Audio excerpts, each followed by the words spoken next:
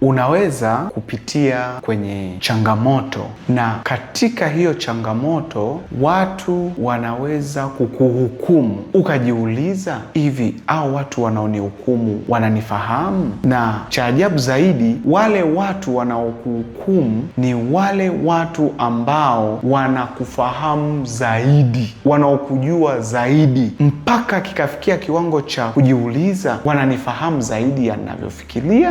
Na hawa watu ambao wanaweza kukuhukumu kwenye maisha yako, kuhukumu katika jambo unalolipitia, aidha anaweza kuwa mke wako, wanaweza kuwa rafiki zako, wanaweza kuwa ndugu zako wa karibu. Pamoja na kukuhukumu mambo hayo yote, waga mimi ninaamini mtu ambaye hatuhukumu na anatupa amani na furaha pale unapomtegemea yeye ni Yesu Kristo. Ndo mtu pekee, maana yeye ni Mungu, anajua unayoyapitia na kwa nini na ni wapi na kwa sababu gani. Ila wanadamu tunaoishi nao, hakuna mtu yoyote ambaye atawahi kuelewa hilo jambo ambalo unalipitia. Nikusii macho yako, moyo wako, muangalie Kristo.